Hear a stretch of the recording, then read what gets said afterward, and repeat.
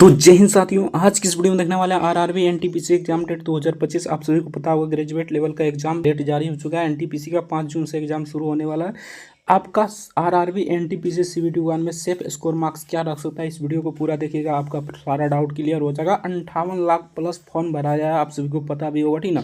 तो अब क्या करें, यानी कि आप कितना मार्क्स का टारगेट करें ताकि आपका सीबीटी 1 में 110% रिजल्ट हो जाए। तो इस वीडियो को शुरू से लेकर एंड तक जरूर देखिएगा। चैनल पर नए हैं तो चैनल को सब्सक्राइब जरूर से कर लीजिएगा। वीडियो को लाइक नहीं किया तो वीडियो को लाइक जरूर से कर दीजिएगा।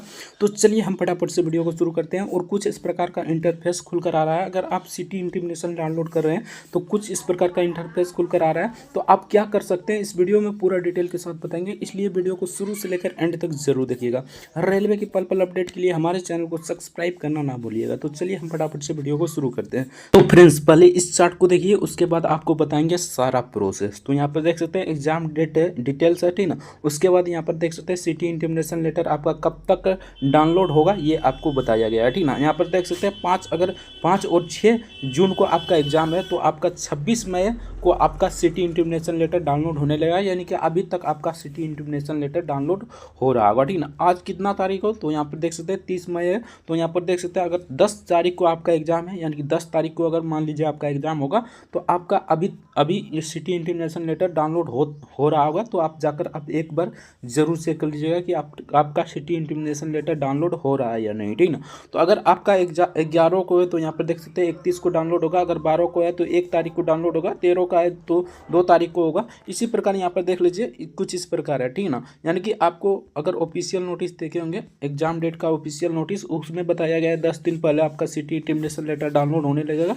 उसके बाद 4 दिन पहले आपका ई कॉल लेटर यानी एडमिट कार्ड डाउनलोड होने लगेगा, ठीक ना। तो कुछ इस प्रकार की जानकारी है, आप देख लीजिएगा, ठीक ना। अब यहाँ पर इसका मतलब क्या है, इसके बारे में जानते हो। उसके बाद आपको बताएंगे सेफ स्कोर मार्क्स क्या रख सकता है। प्रीवियस ईयर कटअप के आधार पर आपको बताएंगे कि सेफ स्कोर मार्क्स क्या रख सकता है, ठीक ना। तो चलिए यहाँ पर देख सकते हैं, ये लिखा आ रहा है dear candidate, city slip is not live at for your application. तो इसका मतलब क्या है, इसका मतलब यही है कि अभी तक आपका सिटी इंटीमेशन लेटर लाइव नहीं किया गया है, ठीक ना। यानी कि अभी तक आपका मान लीजिए 11 तारीख को एग्जाम होगा, ठीक ना। 10 तारीख वाला तो आ गया, ठीक ना। 10 तारीख को अगर आपका एग्जाम होगा तो अभी सिटी इंटीमेशन लेटर आ गया होगा, ठीक ना। अगर मान लीजिए आपका 11 तारीख को होगा तो 1 तारीख को होगा आएगा, ठीक ना। 12 तारीख को होगा तो 2 तारीख को आएगा। इसी प्रकार आपका 10 दिन पहले सिटी इंटीमेशन लेटर आता है। तो इसलिए यहाँ पर इस प्रकार बता रहा है, ठीक ना। इस प्रकार बता रहा है तो आपको घबराने की आवश्यकता नहीं है, ठीक ना। आपका सिटी इंटीमेशन लेटर मान लीजिए आपका एग्जाम 12 तारीख को होगा, 13 तारीख को होगा, 14 तारीख को होगा, इसीलिए आपका सिटी इंटीमेशन लेटर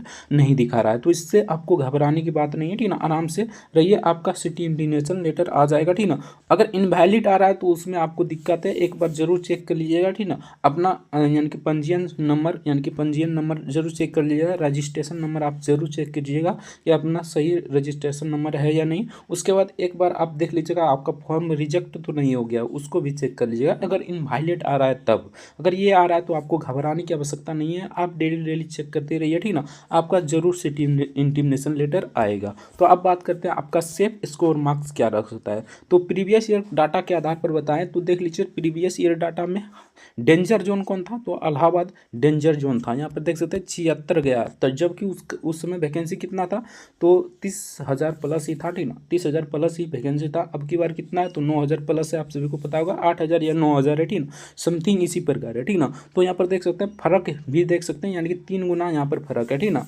3 गुना यहाँ पर फर्क है। तो यहाँ पर देख सकते हैं उसमें, यानी कि इसमें ग्रेजुएट लेवल का भी सेम ही था, लेकिन ग्रेजुएट लेवल का इसमें ही सम्मिलित था वैकेंसी, लेकिन उस समय ग्रेजुएट लेवल का और 12th लेवल का, ठीक ना।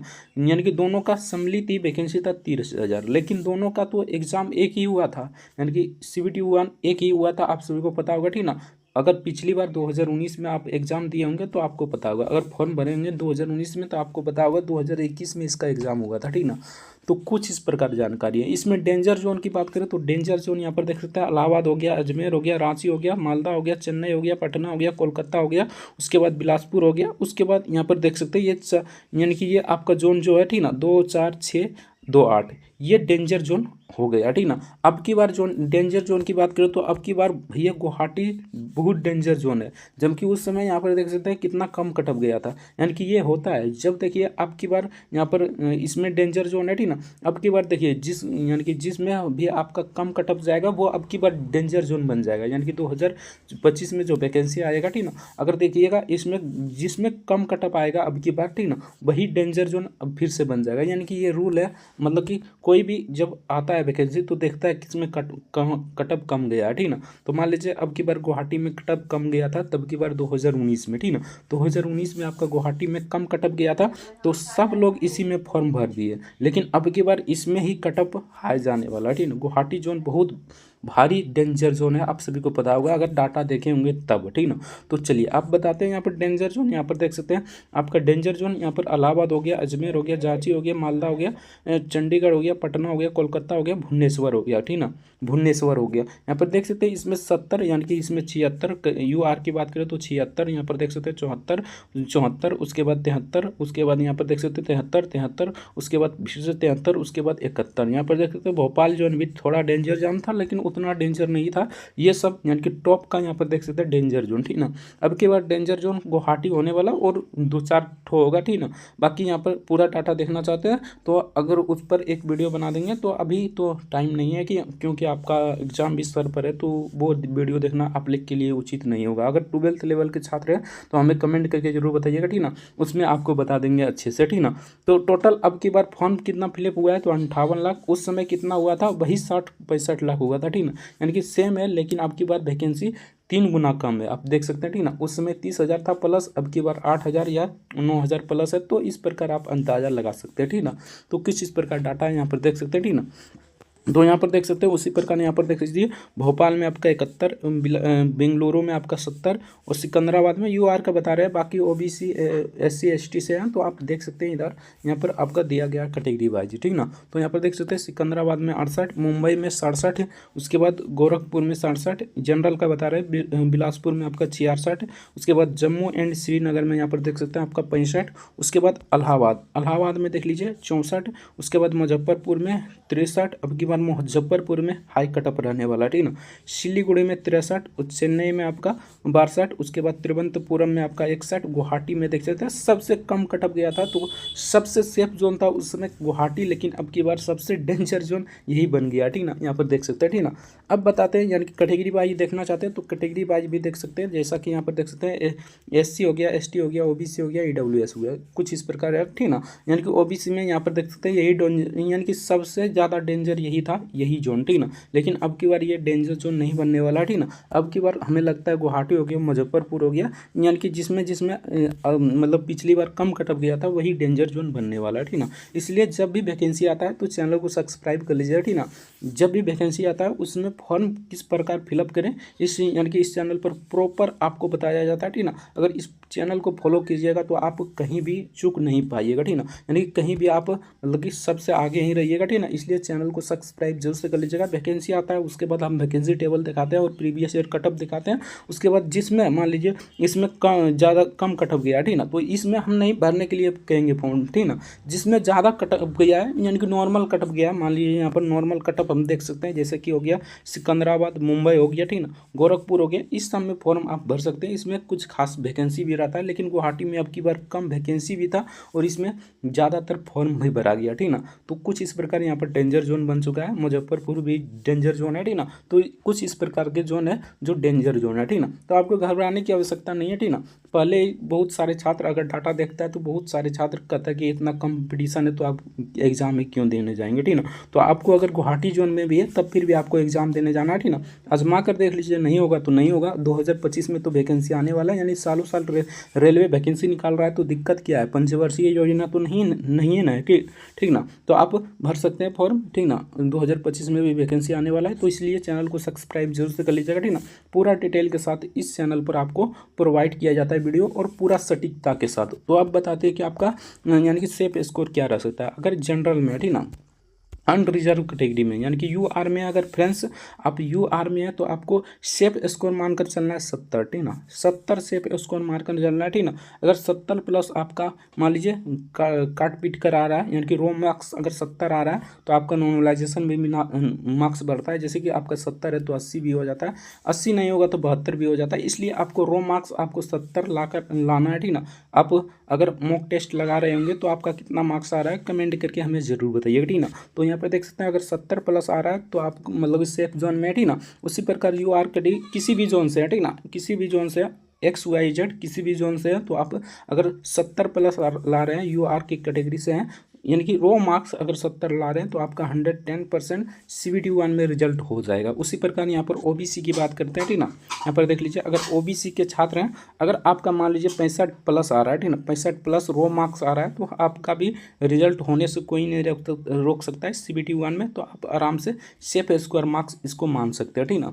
अब EWS की बात करते हैं तो EWS में OBC और EWS दोनों का ही सेम कटअप जाता है, तो इसमें भी मान लीजिए 62-63, 62-63 मान लीजिए इतना मार्क्स आ रहा है तो आपका मतलब कि CBT1 निकलने की पूरी चांसेस है। ये नहीं कि नॉर्मलाइजेशन मार्क्स इसको बता रहा है, ठीक ना, ये आपका रो मार्क्स आना चाहिए, यानी कि सही इतना आना चाहिए, नेगेटिव काट कर भी इतना आना चाहिए, ठीक ना। तो कुछ इस प्रकार है, ठीक ना। अब SC की बात करें तो SC में आपका ज़्यादातर यानी कि ज़्यादातर तो इसमें तो यानी कि कम ही कटअप जाता है, तो मान लीजिए आपका मतलब 55 भी प्लस आ रहा है तो आपका रिजल्ट कोई नहीं रोक सकता है। ST में अभी अगर आप 55 प्लस आ रहा है तो आपका कोई भी CBT1 में रिजल्ट नहीं रोक सकता है, ठीक ना। इसलिए आप इतना सेफ जितना बताएं, अगर इतना सेफ स्कोर मार्क्स आ रहा है 2-4 नंबर आप बढ़ाने की कोशिश कीजिएगा, ठीक ना। ये नहीं कि 55 का है तो 55 ही, 70 का है तो 70 ही, आपको 2-4 मार्क्स मतलब एक्स्ट्रा ही लेकर चलना है, ठीक ना। अगर आप अभी मॉक टेस्ट लगा रहे होंगे तो आपका कितना मार्क्स आ रहा है हमें कमेंट करके जरूर बताइएगा, ठीक ना।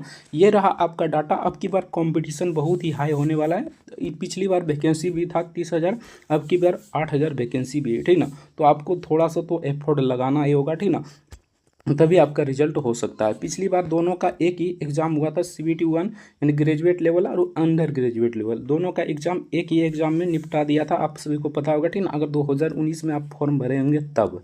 तो चलिए यहाँ पर ये रहा आपका डाटा। तो कुछ इस प्रकार आपको सेफ स्कोर मानकर चलना है। अगर UR कैटेगरी से आपको 70 मानकर चलना है, OBC से हैं तो 65 प्लस मानकर चलना है। उसके बाद EWS कैटेगरी से हैं तो आपको वही EWS और OBC का सेम ही जाता है, तो वही मान लीजिए 62-63 आ रहा है तो आप सेफ स्कोर मार्क्स आ रहा है, ठीक ना। उसी प्रकार आप देख सकते हैं, यानी कि 2-4 मार्क्स अदर ही लाइएगा, ठीक ना। जैसे कि 70 बताएं तो आपको 75 करीब करना है, ठीक ना, 70 से प्लस ही करना है, ठीक ना। 65 बताएं तो आपको 70 के करीब लाना है, और यहाँ पर 62-63 बताएं तो आपको 65 प्लस लाना है। उसी प्रकार आपका 55 बताएं तो आपको 60 प्लस कर ही आना है, ठीक ना। ये हम रो मार्क्स बताएं, परसेंटाइल के बाद आपका मार्क्स बढ़ता है, आप सभी को पता होगा। अगर एक्यूरेसी मेंटेन कीजिएगा तो आपका 80, अगर 60 प्लस करते हैं, ठीक ना, तो 70 मार्क्स भी आ सकता है, ठीक ना। अगर 70 प्लस करते हैं तो आपका 80 मार्क्स भी आ सकता है।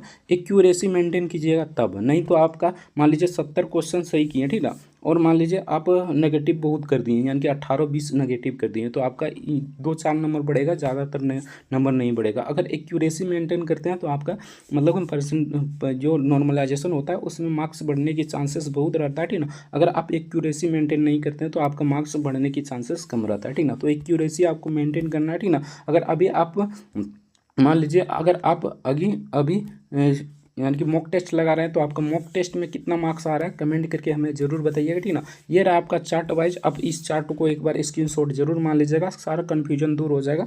जैसे कि आपका सिटी इंटीमेशन लेटर कब तक आएगा, तो इस प्रकार आ रहा है। सिटी इंटीमेशन डाउनलोड करने पर इस प्रकार आ रहा है, तो आपको घबराने की आवश्यकता नहीं है। बाकी कोई भी दिक्कत होता है तो इस हेल्पलाइन पर आप कॉल कर सकते हैं। 9 बजे से लेकर 6 बजे तक ये हेल्पलाइन आपका सुविधा के लिए उपलब्ध रहता है, ठीक ना। तो इस हेल्पलाइन पर आप कॉल कर कुछ इंक्वायरी कर सकते हैं, ठीक ना। कुछ इस प्रकार जानकारी है। अब वीडियो कैसा लगा कमेंट करके जरूर बताइएगा। चैनल पर नए तो चैनल को सब्सक्राइब जरूर से कर दीजिएगा।